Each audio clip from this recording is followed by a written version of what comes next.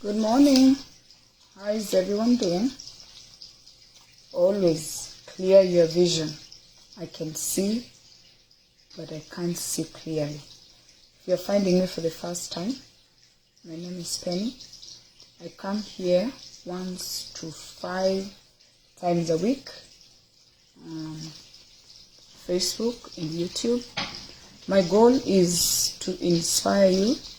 My goal is to hope that you can listen and learn with me. And I'm always so grateful for the social media platforms that we've been given to use for free. And for those of you who are wise, I hope you are using these opportunities to grow yourself and grow your knowledge, because you can learn something here today that is going to change your life. So when you come onto social media, try to find something that can grow you. Besides laughing and some of you fighting people, some of you writing negative comments, before you leave, try to see if you can learn 1 or 2 things that is going to improve your the quality of your life. So I just pinned my YouTube channel. Thanks for those who subscribed. Yesterday, I got about 15 subscribers. That's a very good number. I am grateful. And if you went on YouTube yesterday, you did a good job. Please share with your friends. And even on this page, as you come in, share this video, invite your friends so we can learn together.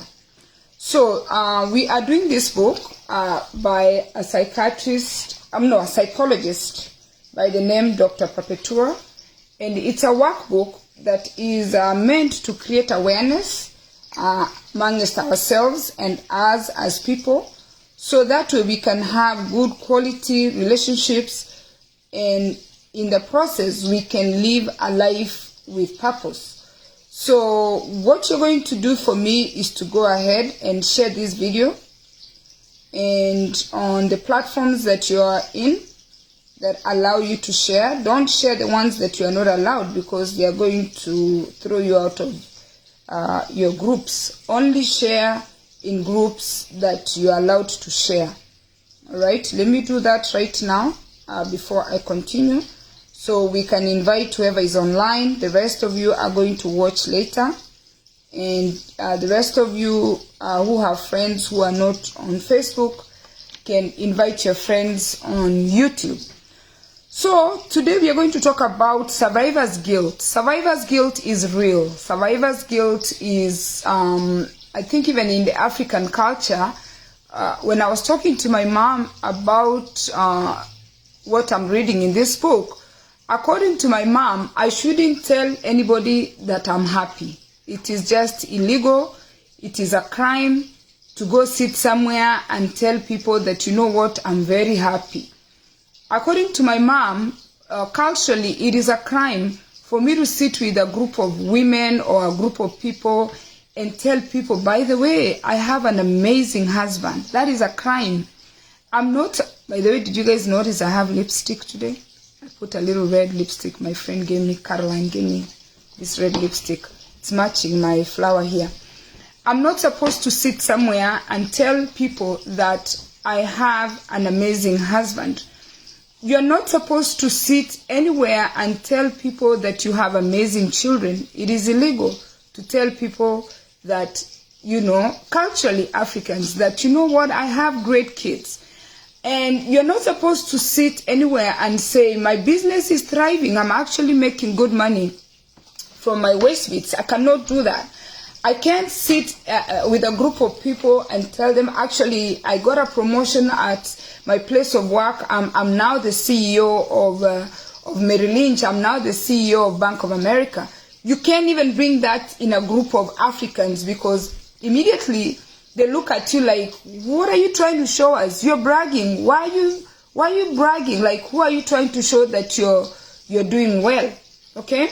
Now, even the children, when we were growing up, I'm not supposed to feel great that I was born into, I'm feeling something here, into the Ongwenyi family. Ongwenyi family meaning I am supposed to feel some kind of way because my father took me out of poverty, and my father made it possible for me to come to America. My father made it possible for me to go to good schools. My father made it possible for me to be who I am today. I'm supposed to feel guilty, and it's not anything I'm supposed to talk about. I'm just supposed to keep it hush hush. I'm not supposed to sit and tell people that, you know what, I'm privileged that I lived this good life. I'm not supposed to talk about that. I'm supposed just to be quiet. And I was talking to a friend of mine. It's like the African culture rewards people who are suffering. People enjoy listening to people who are suffering.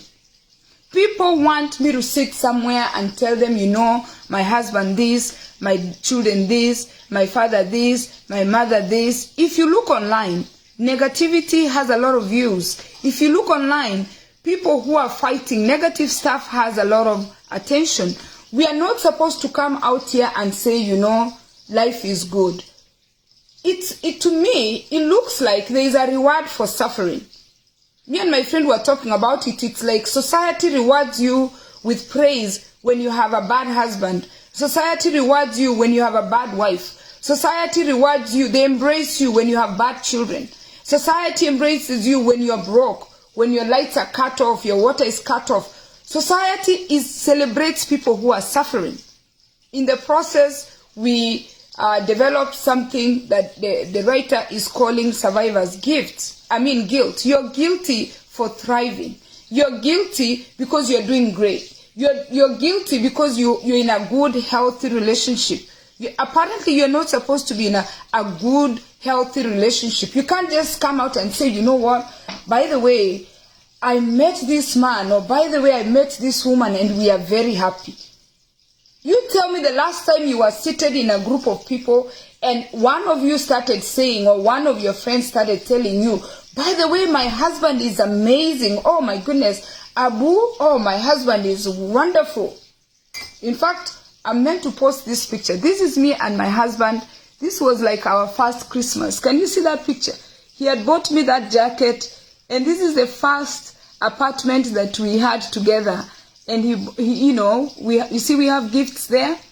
And I remember I was visiting a friend of mine back then, an older woman, and I always tell you guys this story.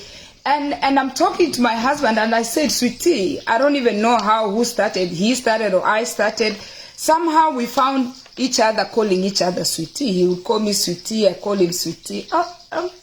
Sweetie, feeling great. And everybody's looking at us like, you're calling each other sweetie. Or they will say, mutaachana tu. Sooner or later, you guys are going to break up.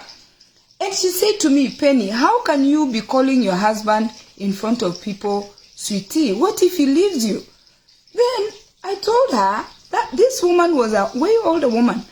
Then I told her, if he leaves me, or if I leave him, I'll find another sweetie. Like, she didn't understand times had changed so much. We are the generation that is willing to change husbands quick.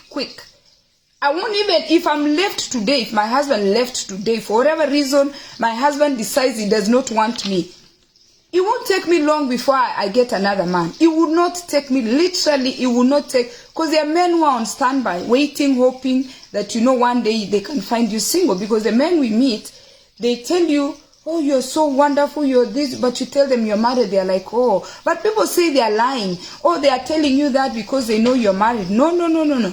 There are men who will marry people like us, especially me, in a heartbeat, in a big wedding at 50 years old. And I believe this 100%. There is nobody who can tell me that this is it. There is nobody who's going to tell me once my husband walks away that I will never find a partner. I could find one in Brazil because I do travel. I will find one in Dubai. I will find one in Jamaica. There are men everywhere who are willing to put up with me. And I don't want people to make me think that it's a lie. It's not a lie. There are people who have divorced and gone into second marriages and they are happy. But the African culture want to tell us, the ones my husband leaves, this my husband I've been with for 29 years, once this man punches out, it's over for me. No, it's not over for me. It is the beginning of another healthy relationship. Because why did my husband leave me? because maybe we fell apart or we grew apart, because maybe he found another person that he likes better than me, or because maybe he feels that I'm no longer the woman he married 29 years ago. There are many reasons my husband can decide to leave, or there are many reasons I can decide to leave my husband. Maybe things have changed. But for the African culture, it's like you're supposed to stay there and just suffer. Okay? Men just will make you believe, oh, now once you have the children, who's going to take you? Or the men are thinking like, them, they can always get women. Yeah? What is John saying? Men are on standby. No, it is true. Men are on standby. Men are on standby waiting for me. I'm talking about me, Penina, from Nyando Chevere. I know that. If my husband decided tomorrow he's leaving, my next date I'll be like, hello, by the way, he left me. So, yeah, can we do lunch? Doro, how are you? Can we do lunch? Yeah, this is the kind of person Penina is. I'm ready and just ready to go, because I grew up with a father that built my self-esteem and told me that I'm valuable. I am a precious gift of my father. I believe that, I'm it. Because Dad told me that, and I have a belonging, and my belonging is in Nyando Chevere. So there is no way, like, I'm going to start thinking, oh, I have to suffer here in Buinzao because now I'm married with this, I had 4 children here, oh, now what am I going to do? No, I know what to do. I have plan B, I have plan C, until plan Z.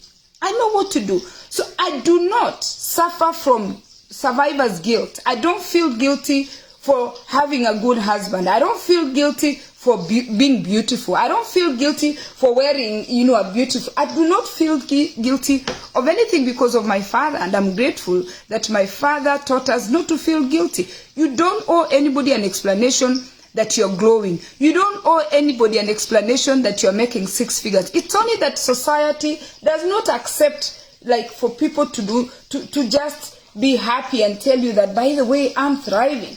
By the way, my dogs are doing great. By the way, I just came from Hawaii and it's beautiful. By the way, I was just in Dubai and it's amazing. Once you start talking like that, you're going to lose all your friends. And this is very common with women. And it's been the reason I have never successfully kept good female friends. Because women don't want to hear. Don't even tell them that your husband is good. Not even hearing. They don't want to see you holding and cuddling and going on vacation. They just get mad. I don't understand how that happens. The only woman who's going to be happy for you is another woman who's thriving and is not guilty of thriving. And that's why they want you to create awareness that, the reason why we get jealous, it's because we are not thriving. So we are feeling bad that other people are thriving. And then we just don't understand how they are doing it. How did they get there? You just see your friend somewhere and you're like, how did she get there? You just see your friend, the husband has bought her car. You're like, how did he buy her car? She doesn't even deserve it. Women like to do that. Like that mouthy lady, Penny, she found a good husband. He takes her everywhere. She doesn't even deserve it. They always think you don't deserve to be happy. And they're talking about survivor's guilt. So let's go to what the writer is saying. Survivor's guilt is when you're feeling guilty because you're thriving. Don't feel guilty because good things are happening in your life, or you worked for things and you've succeeded in these things. Survivor's guilt, where you're feeling like, oh my goodness, I'm embarrassed. I don't want people to see my big house. I don't want people to see my nice car. Survivor's guilt, where you're thinking like, oh my goodness, if they know, they're just going to hate me. Okay? Survivor's guilt is when you are afraid of even growth because you're thinking other people are going to talk about you. You're afraid to grow anymore. You don't even want people to know you're growing. You know that. There are people who tell me something, they're like, oh, please don't tell anybody. They got a good deal somewhere. They're telling you, please don't tell anybody. They don't want people to know that they are growing. Okay? These are the questions that they are asking you to ask yourself. What exactly do you feel guilty about? When you start feeling guilty because you are thriving, what part or what thing makes you feel guilty? Why are you feeling guilty? Number 2, how does this play out in your life? For instance, What thoughts and feelings do you get that trigger you to feel guilty because you are thriving? Right? Number 3, how do you punish yourself? Okay? How do you punish yourself? She expands. People punish themselves in the way they can be unaware when they're experiencing survivor's thriving guilt. You're punishing yourself, you're feeling guilty because somebody gave you, or somebody like your father, you were born into money, you found a good husband, you found a good wife, you have a good job, you have a good career. You're just feeling guilty because things are not going good for everybody. Now, you're feeling like, you know what, why should I be the one getting this? So you sabotage yourself, you deny yourself feeling great, you deny yourself joy, and then you start criticizing yourself. You start saying that, oh my goodness, what did I do to deserve it? You start feeling guilty because God has, or rather, not even God has. You ask God for this job, you got it. You ask God for a husband, you got him. You ask God for a wife, a good husband, you got them. You ask God for good children, they are good kids. But yet you're feeling guilty. All right? Number 4. Is there anyone who actively criticizes you or puts you down for your privilege? In this community of mine, I'm going to read the question again, number 4. Is there anyone who actively criticizes you or puts you down for your privilege? In my community here, in Burlington, New Jersey, where I live, there is a woman, a particular woman, one woman. Since I met her, she has made it her business to make sure she criticizes me and puts me down. When she hears my children have done something, she'll make sure to come and rub it in my face. Oh, your kids do this too. Oh, your husband does this too. Literally, the devil is a liar. And this woman has been doing this for years. I've learned to tolerate this woman because you know what? It's not just her. It's everybody else that is attached to that woman. That's why I've never cussed her out. That's why I've never slapped her. That's why I've never punched her in the face. But she has made it her point to make sure when something bad has happened to me, to come and make me know that she knows that something bad happened and ask me, or even you know, this thing can happen to you. It's like they are on standby to celebrate. She makes sure she says something negative.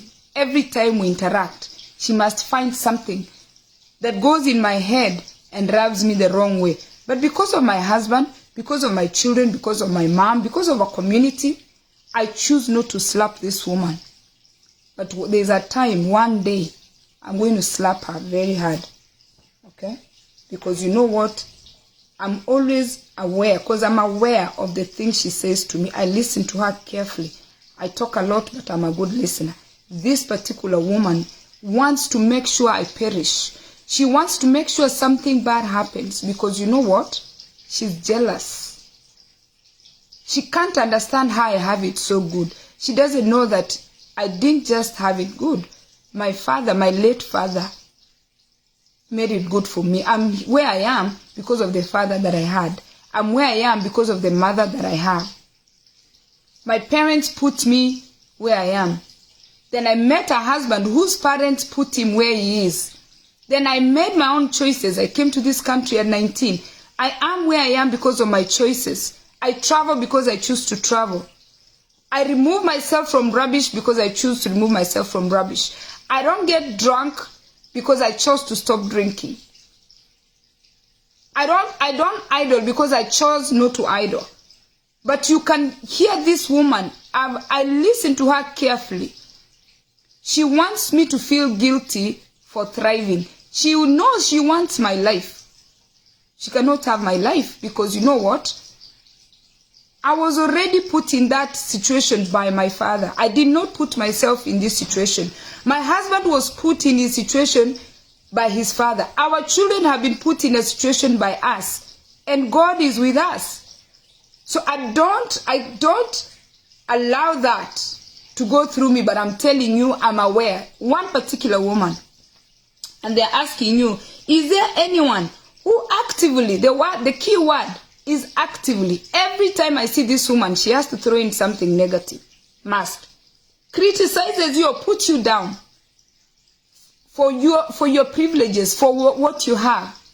Or you're talking because you got a good husband. Or you're talking because of this. Or you're talking because of this. They always put you down. Watch out for those people. They want you to have this survivor's guilt. Number 5. If you feel lucky that you have better resources, how have you designed your life to a point where you are currently relatively cushioned?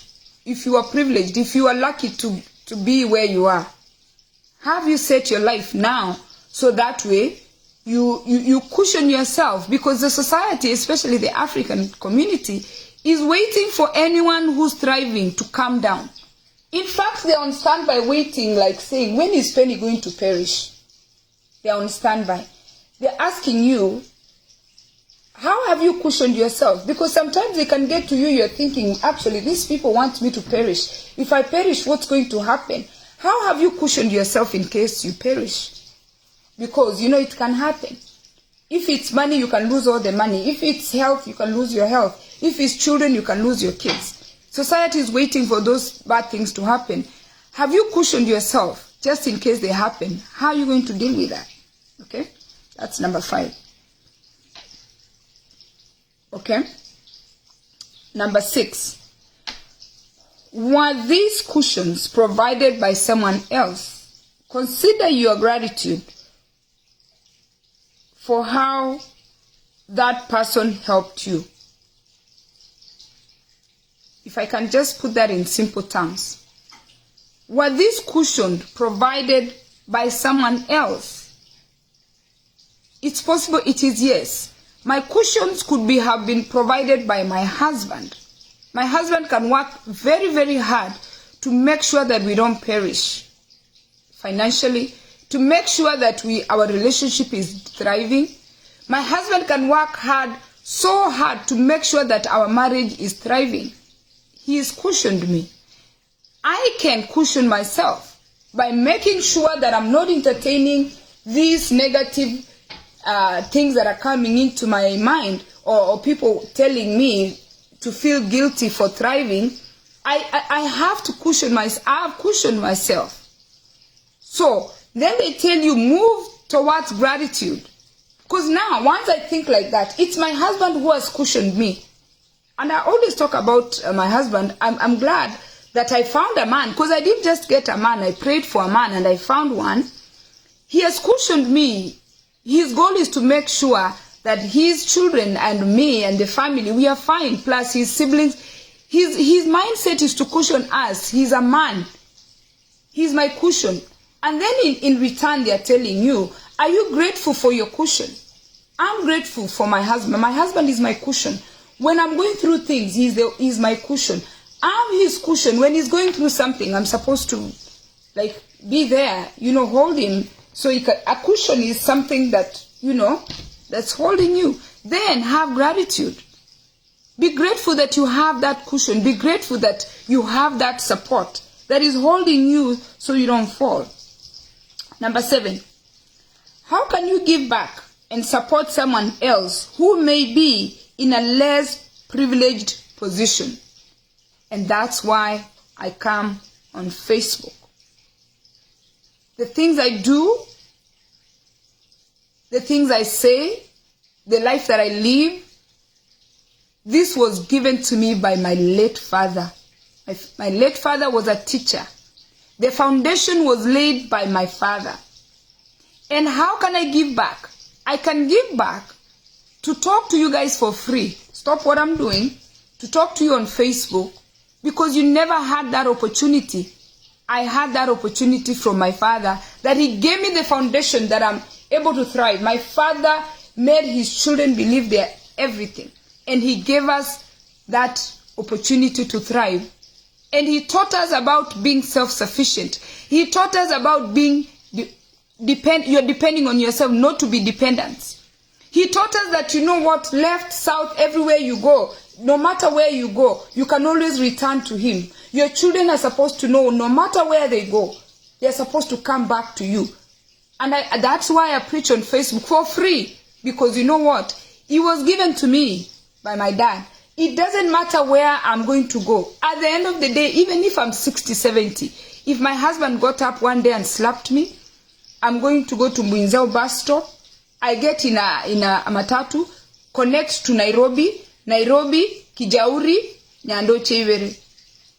At my age, I believe that nobody is going to put me down because I have where I belong. I have not gone to live in my husband's home. But if I went to my husband's home in his village with the kind of mindset I have, I'm not going to suffer because I want to be married. Nyando Chevere life is good. I came from a good family where my father loved us. And I belong there. And now we have a house. My mom has a house. It's 5 bedroom. And that room is for all the girls. We did not get the land. But there is a house in my mother's, in Nyando Chevere. I'm going to carry my belongings and just go back to my mother's house and stay in that room. But I'll be traveling. After my husband's family drives me away, they don't want me. Maybe they'll say, no, this woman, we don't like her. I have a place to go. And that place to go is my father's home. I'm not guilty of having a place to go. And I will stay in that room. And when I rest, we have a graveyard. My father, when he divided the land, he left a big space for a lot of graves. We have a graveyard. We don't bury people in front of the house. In the Ongwenyi family, we have a graveyard. I have a space in that graveyard. I don't need to be forced to be buried in Mwinzao. And when I got married, when my husband's family came to ask my father to marry me, he said he does not need dowry. He just needs his daughter to be in peace. Because you know what? If she doesn't like it there, she can come back. The best father I ever had. Okay? Understanding what matters. That's what they are telling you. What matters? There are times when people you're considering to be more privileged are criticized more. People are privileged, but people still want to put them down because of their privileges. Don't allow people to put you down because you are privileged. Because you are privileged, it is not you are not the one who caused that situation to happen.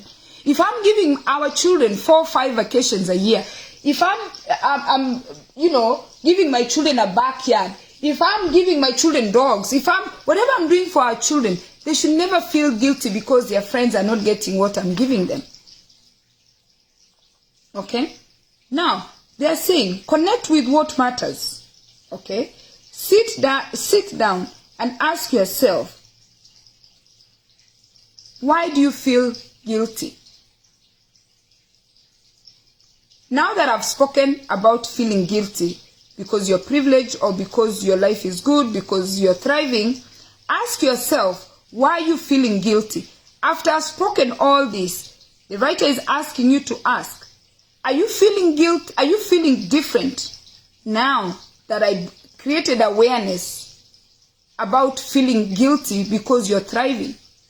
After I explained all this that I've explained or what she has written, have you looked at it different? You shouldn't feel guilty for being privileged. You should have gratitude so you can help somebody else.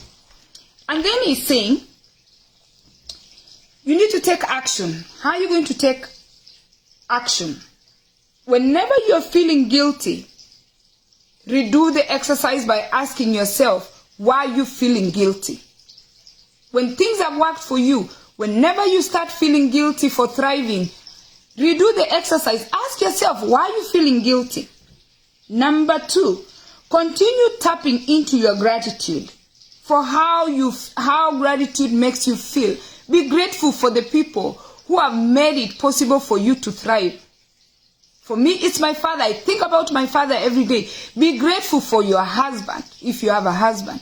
Be grateful for your wife, if you have a wife. Be grateful for your children. If you have good co-workers, be grateful.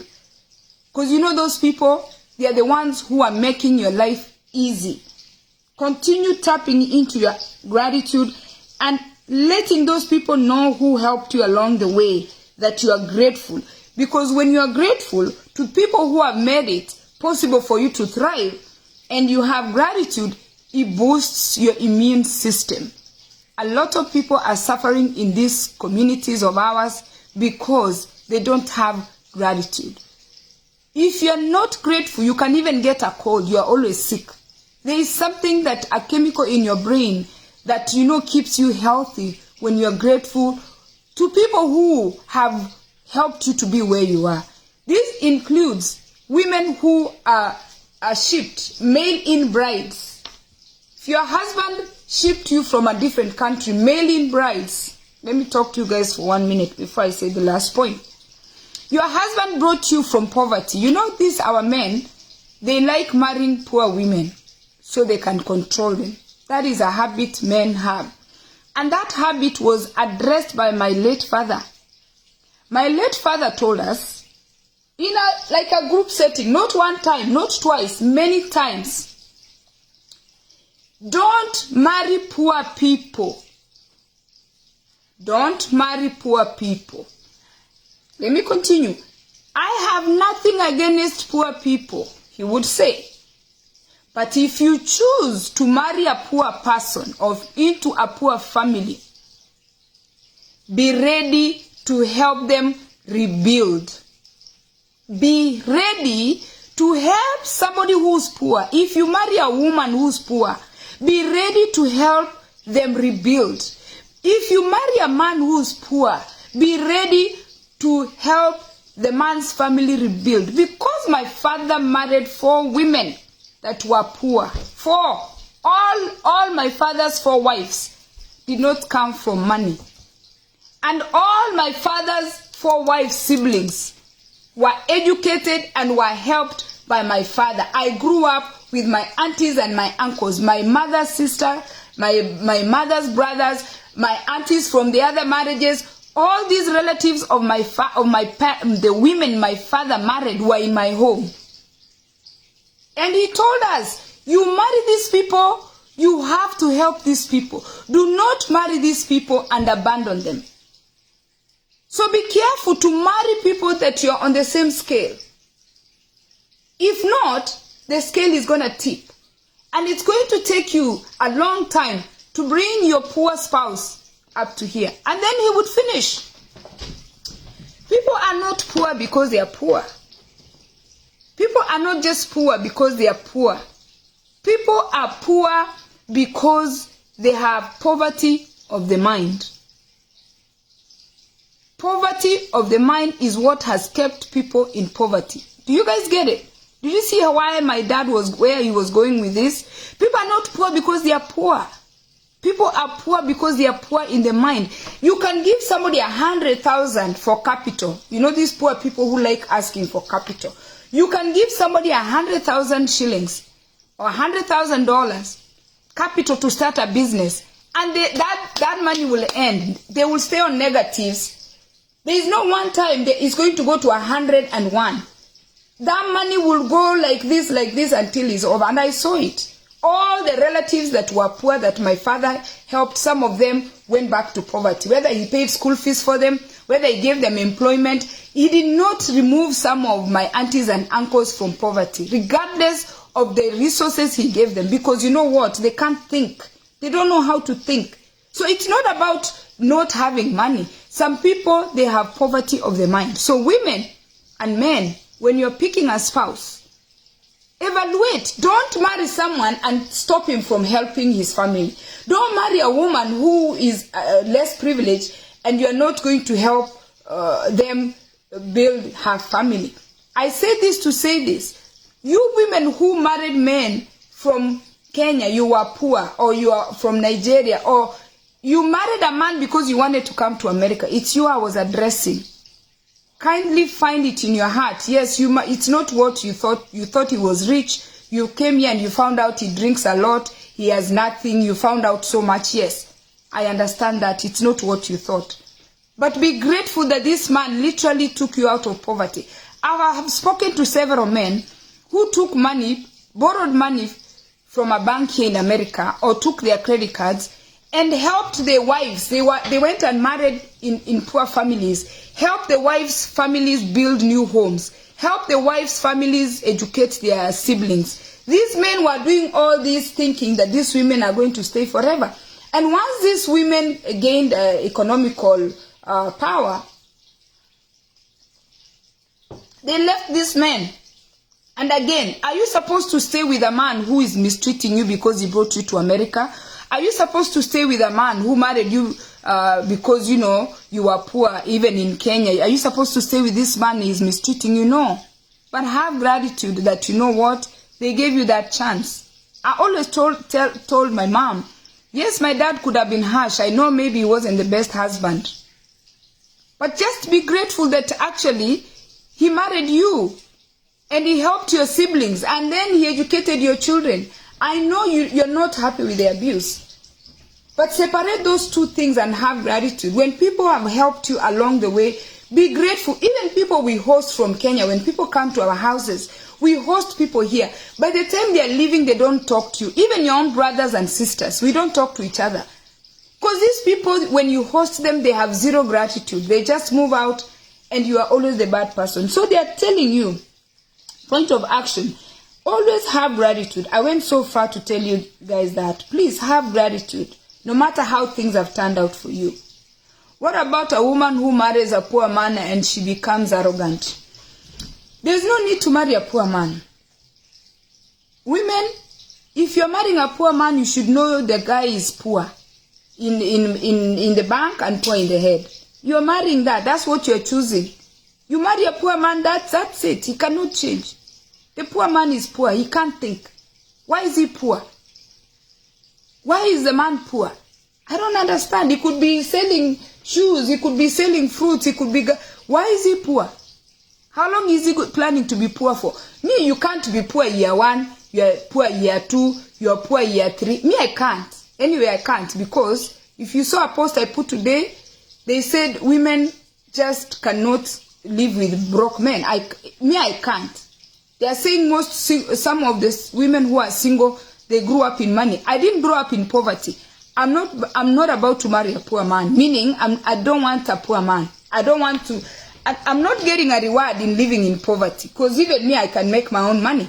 So why should I be with a poor man? What is he doing that is poor? Why is he poor again? For how long? You should be poor like in the beginning when you're starting, when you're in your 20s. But how long do you plan to be poor? What are you doing that you're poor? Me, I know I married potential, or you ladies, you can marry potential, but potential is not 5 years. Potential is not 6 years. He's not doing something right. Either he's not planning the money, or he's not sitting down and you know, doing something he needs to do right. There's no need, there's no reason for you to be with a man who's poor around a year. 4 or 5 years. How long are you going to be poor? I mean, what is the reason you're poor? I don't understand. Because how long are you going? Me, I can't. Because you know what? If you grew up where you had a hard-working father, you can't. We used to grow tea. We used to grow corn. We were farmers. I'm even a farmer here in America. I can't deal with poor. For how long? Poor is very uncomfortable. When you don't have money, it's very uncomfortable. The last one, number 3. Think about what you could do for an individual or a group of people or a cause that you could best use your resources that you have, such as time, money, and energy right now. And that's what I'm doing. I'm using my resources, I'm using my time, I'm using my energy to talk to people who have not been privileged. I'm not feeling guilty. I want to share what has put me where I am. I share that I'm selling waste beads. I share that I grow vegetables. I share that I have chicken. I'm sharing so you can also learn and do something, right? Mary, how are you? So they're telling you, do something. Help a group of people thrive so you're not feeling guilty. Or you're not feeling this. You're not the only successful person. You cannot be the only successful person. Otherwise, if you don't help other people, they'll come and steal from you. That's why Fred Obach told people here when he came. Fred Obach is a radio personality from Kenya. He told them, help your neighbors, because you cannot build a mansion and your neighbors are not, they have nothing to eat. Do projects that are going to help other people to come out of poverty. Knowledge is power. Like now, I've given you a lot of knowledge. I've taken almost an hour. I'm about to finish this. And then they finally, she says, normalize success. The Africans, it's you I'm talking to. Don't feel guilty because you're successful. You don't owe anybody an apology that you made good choices for yourself. You woke up at 4 a.m. and worked your way through success. Don't feel guilty that you woke up and created a website and you put waste beads. Don't feel guilty that you have chicken that now I have to go feed. Don't feel guilty that you have a garden that you have put vegetables and they are thriving. Don't feel guilty that you have a good husband because you invested your time to create a good husband. And now he's nice to you because you were nice. Don't feel guilty because you invested in a good wife. That your wife is nice to you. You can't just be happy that I got a good wife because you know what? You put time to be nice to her and she's nice to you. Eileen, how are you? Don't feel guilty that you have good children that you took time to raise, to give them a foundation.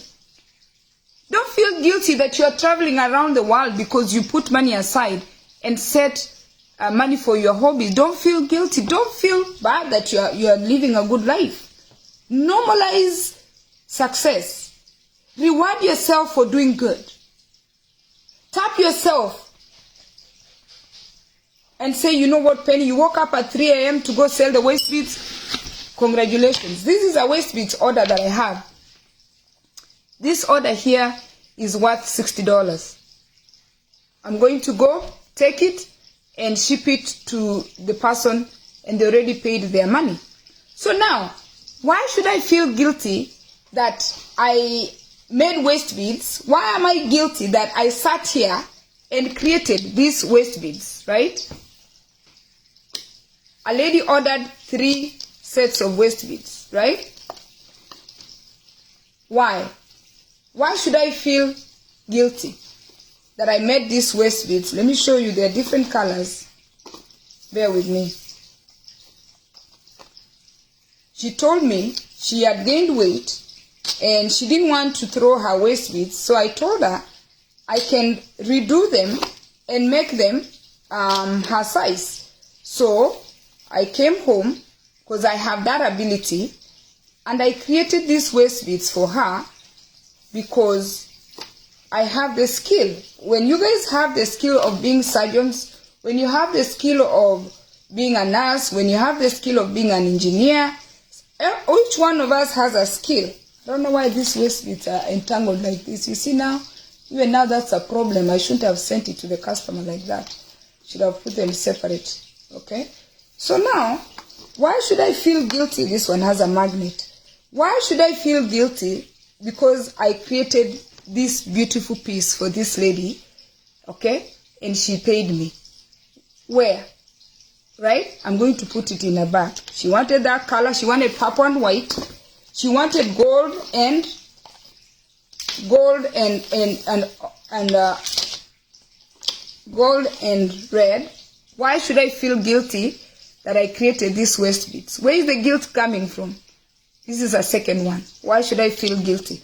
And she wanted this yellow, right? She had these 3 waist beads and she wanted them done. Tell me why I should feel guilty for completing my job, right? Why? And then I put it in here in a nice bag and put it in this thing and ship it. Okay? Do not feel guilty for achieving what you've worked so hard for. I wanted to come to America when I was a young child because my brothers were here. So I decided I was going to do anything that I needed to do to come to America, and I came. I'm here. I wanted a good husband that would love me So I prayed God to bring a good husband, and I was willing to be a good wife. If I wasn't going to find a good husband, I was going to stay single. And God gave me one. I have one. I wanted children, and God blessed me with children. I have 4, and I adopted one in Kenya. I have 5. I asked for those things, and God gave me. Why should I feel guilty? I wanted to start my own business so I can have financial freedom. I started the business. I'm doing it. It's not easy. Why should I feel guilty? You should not feel guilty for achieving your goals. You should not feel guilty for meeting those numbers that you have put on yourself. If it's a good body, you wanted a good body, and you start dieting, you start eating well, you start doing ABCD, you should not feel guilty. I wanted to go natural. I went natural. My hair is beautiful. Beautiful, natural, organic. I should not feel guilty. Anything you want, once you get it, you should not feel guilty. Why are you feeling guilty? You worked for it. You've earned it. Don't feel some kind of way. They are telling you. Reward yourself for where you are. Tell yourself congratulations. Why are you having it so hard? Just being happy and be like, my goodness, I'm thriving. My goodness, thank you, God, that this is happening to me, because you set your goals and achieve them. I've taken so much of your time. This is the book we are doing. Today we talked about, you see, I'm even speaking it, you see, about survivors' guilt. Don't be guilty when you've achieved those goals that you set to achieve. And have gratitude. Once you've succeeded, have gratitude. Be grateful.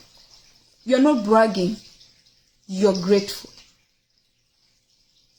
People want to tell you you're bragging. You're not bragging.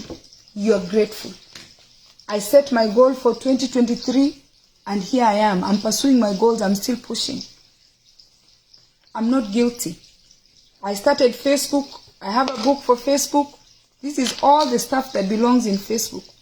I'm not guilty, right? I'm not guilty for buying a calendar to keep track of how I'm doing, to measure my progress. I'm not guilty. I'm not guilty for journaling, writing a journal every day. I don't feel guilty because, you know what? I'm blessed that I can write. I have a hand. Some people don't have hands to write. I'm not guilty. I'm not guilty to have a nice, beautiful bag that I bought from Hawaii so I can put my pens inside when I was in Hawaii. I'm not guilty. I'm not guilty because, you know, I've been to Disney so many times. I'm not guilty. I'm not guilty because I have this nice coffee cup that I bought from Hawaii. I'm not guilty. I'm not. And that's my challenge to you today. Don't feel guilty. Go to my YouTube channel and do that thing. Subscribe. Invite your friends to subscribe. The goal is for us to achieve more so financial success so we can have more options, so we can help others. It's not just for me to thrive. It's for everybody else to thrive. So I can tell you what's working for me, and you can see what's going to work for you. Thank you for watching. Go over there to YouTube. When you subscribe, I get a notification. And some of you, I'll give you credit, especially those people who are not in the US. In the US, we got free data. But Ghana, those countries that Sendwave goes to, we can give you credit. It's okay to share whatever little you have. Give back. So go there and do that. And invite your friends to go over to YouTube. Thank you and God bless you. I hope you listened. I've inspired you. You've listened. You've learned one or two things that is going to help you to live a life with purpose. When you see people doing great things, don't be jealous of them. Ask them, how did you get there? So they can help you get there. Be grateful. Have gratitude. People who have helped you along the way, that's why you should never fight your parents. Because you cannot carry yourself for 9 months. You cannot fertilize yourself from, you cannot remove your father's sperm to put it in your mother's stomach so you can become a child. You cannot give birth to yourself. You don't raise yourself until you turn 18. And some of you, once you turn 18, you start finding faults in your parents. All of a sudden now you're wiser than your parents. Have your own children, raise them the best way, but give your parents grace because they gave you the best they knew how. Even choosing a spouse, whoever your father picked, whoever your mother picked, that's a challenge because some people pick the wrong people, and unfortunately that's why you're sick in the head, because we end up with sick people. What are we going to do? Once you met a child with a sick person, are you going to eat the child? You cannot eat the child. Give your parents grace. Sometimes you don't know how your mom got pregnant. Sometimes you don't know how your father became your father. Sometimes you don't even know who your real father is. Give your mother, give your father grace. We go through so many things to raise the children. We go through so many things to be where we are. Gratitude, gratitude. Differentiate, Eileen, differentiate gratitude and bragging. Two different things. Grandiosis, there are people who are living a delusional life where they are thinking they made it and they didn't really make it. That is a disorder. No, gratitude over bragging. Be grateful so you can inspire other people to work hard. God bless you.